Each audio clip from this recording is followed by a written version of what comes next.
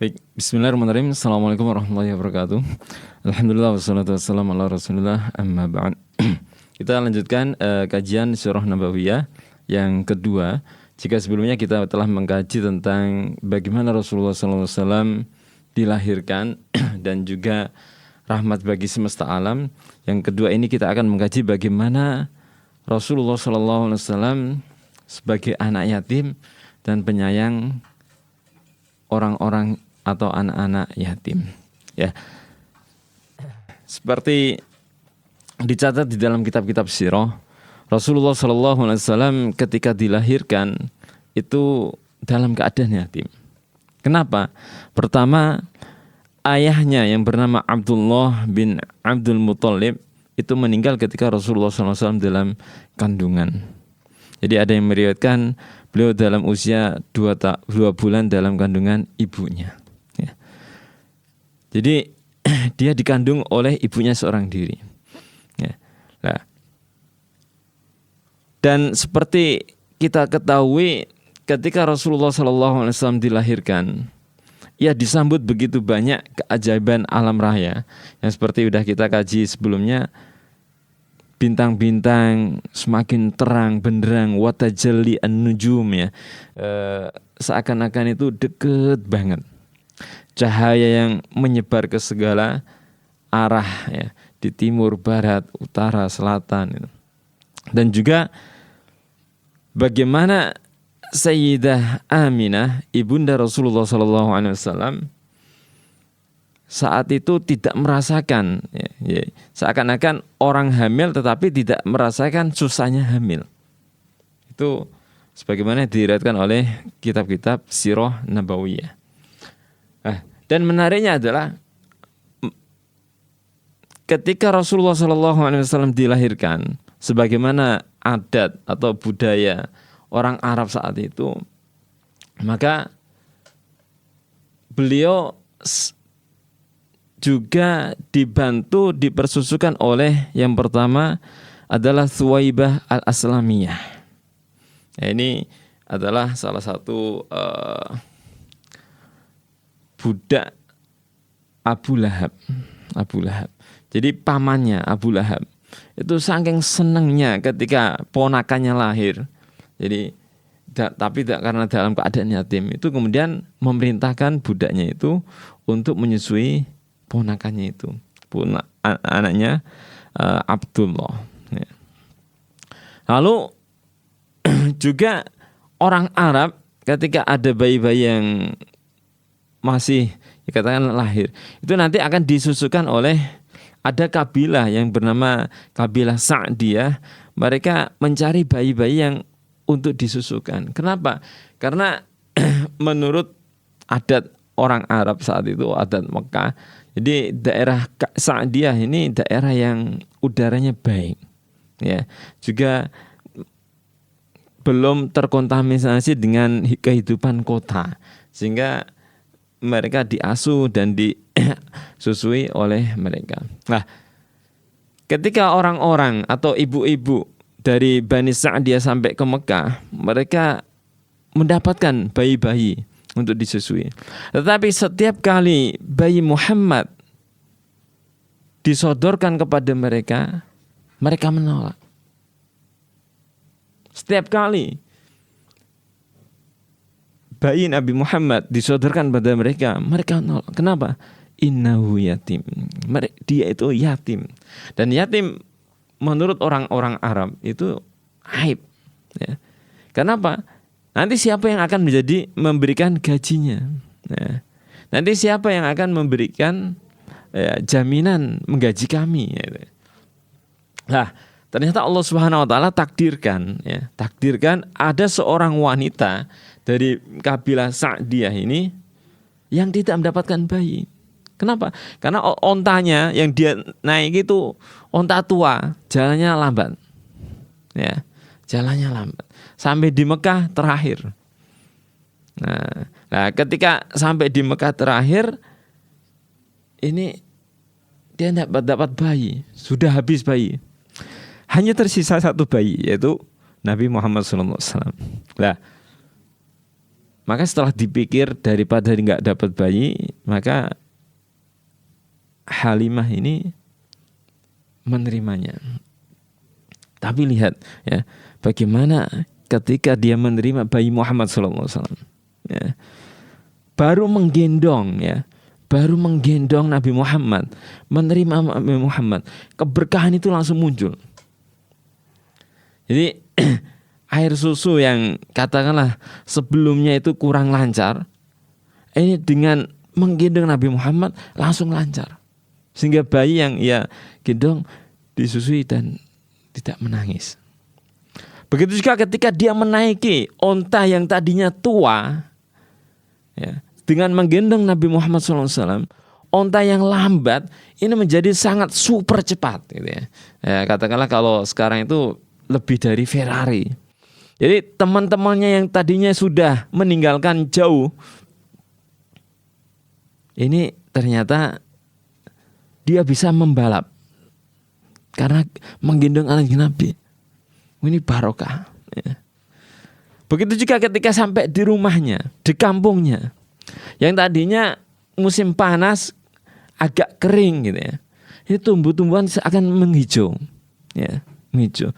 Bahkan binatang kayak misal kambing yang ia ternak, yang musim panas tidak air susunya itu kurang, bahkan ini. Tetapi ketika sampai di rumah, di kampung Sa'diyah atau di rumahnya Sa'diyah ini seakan-akan jadi susu kambing, jadi binatang-binatang kambingnya yang tadinya kurus ini menjadi gemuk. Kemudian banyak susunya. Lah, ini barokah yang terjadi pada Halimah As-Sa'diyah, ya. Nah ini ya, itu banyak bisa kita lihat ya di kitab-kitab sirah itu. Jadi ini barokah.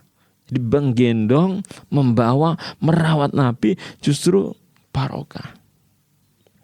Ya, maka inilah kemudian ketika ya waktu susuan itu kan 2 tahun. Ini selesai. Ini janjane Halimah itu ya nggak mau menyerahkan kepada ibunya. Ya, tapi karena ya udah selesai gimana. Tapi dia masih ahros. Jadi sangat berhasrat untuk ngemong, ya. Untuk mengasuh lagi Nabi Muhammad itu dilakukan.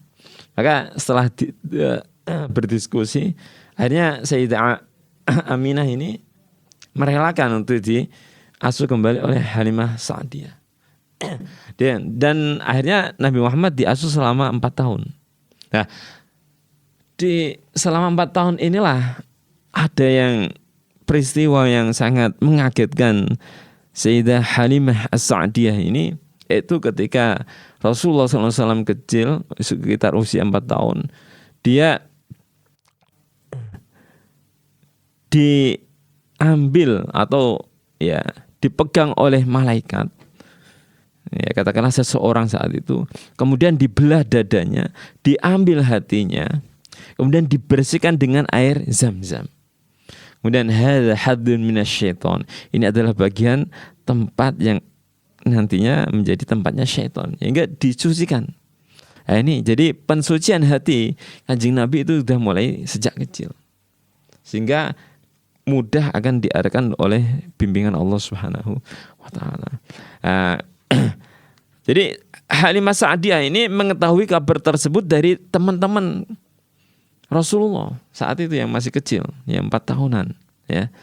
Ini Muhammad jadi datang dalam keadaan merah. Nah, maka saat itu ketakutan Halimah Sa'diyah, maka dikembalikan kepada keluarganya. Nah, disinilah diasuh oleh ibunda Sayyidah Aminah. Nah, tidak lama.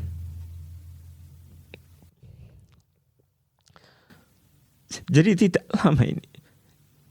Tidak lama.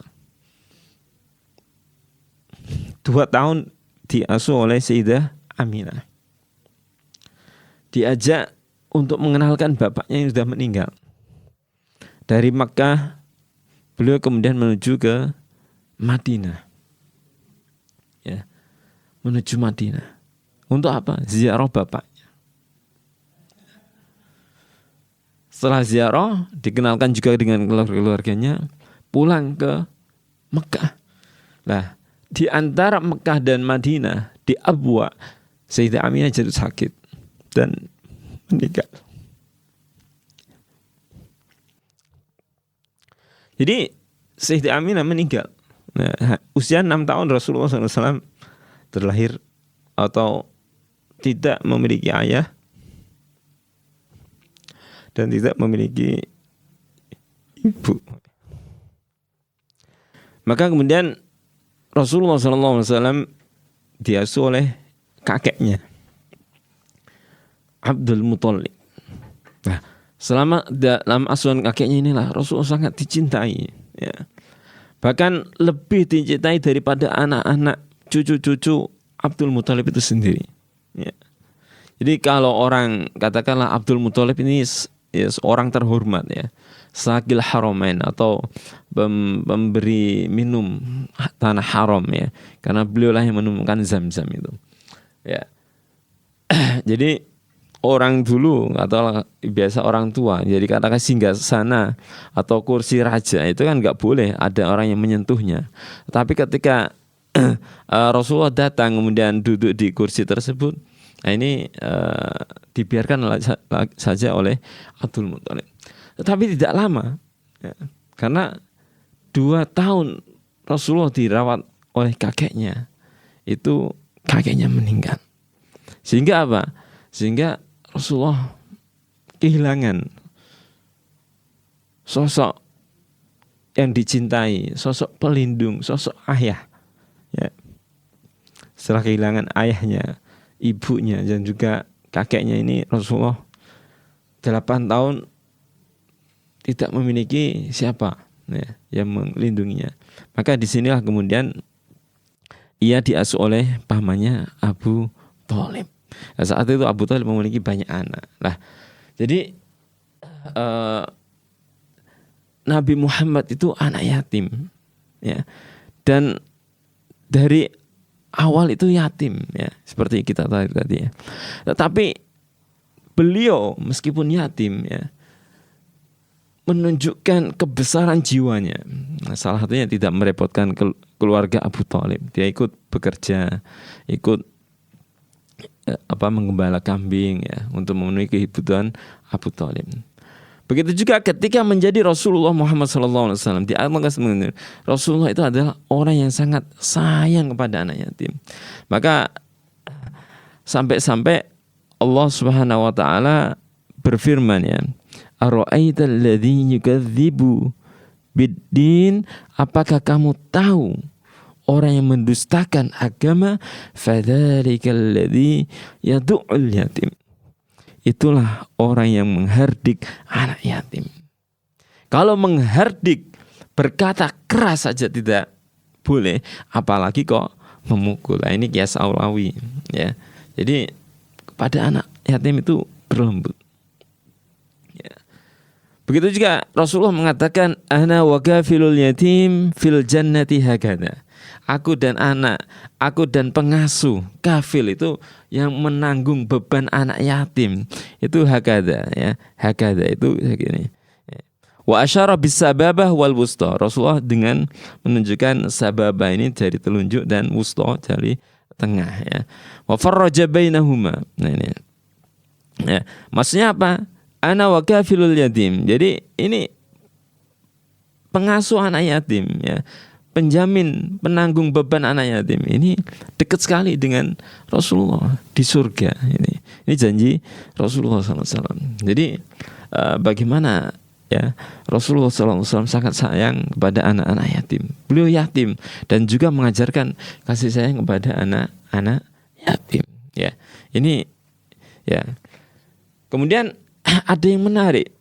Kenapa Rasulullah SAW ditakdirkan yatim, kehilangan ayahnya, ibunya, juga kakeknya? Nah, ini dijelaskan oleh Syekh Ramadan Al-Buti dalam Fikih Sirah Nabawiyah bahwa ini adalah kuasa Allah Subhanahu wa taala sebagai bukti kerasulan Nabi Muhammad SAW, bahwa ia sejak awal berada langsung dalam lindungan, pengawasan dan tarbiyah Allah. Ya, jadi sejak kecilnya itu memang dalam lindungan, pengawasan dan tarbiyah Allah, sehingga apa? Ketika nantinya ia menjalankan amanah dakwah, menyampaikan ajaran Allah Subhanahu wa taala, mengemban kenabian, mengemban kerasulan, ya, maka ya ia tidak menginginkan kecuali ya Allah Subhanahu wa taala. Maka ketika nanti ditawari kedudukan, kekayaan, ya, jabatan, ya, atau wanita tercantik untuk berhenti berdakwah, tidak, ya, tetapi karena Allah. Nah, inilah kenapa kok salah satu hikmah kenapa Rasulullah SAW sejak kecil dalam keadaan yatim. Jadi ini Rasul al-Yatim yang menyayangi anak-anak yatim, ya. Mungkin ini yang kita kaji pada sesi kedua ini. Semoga bermanfaat. Barakallahu fikum. Assalamualaikum warahmatullahi wabarakatuh.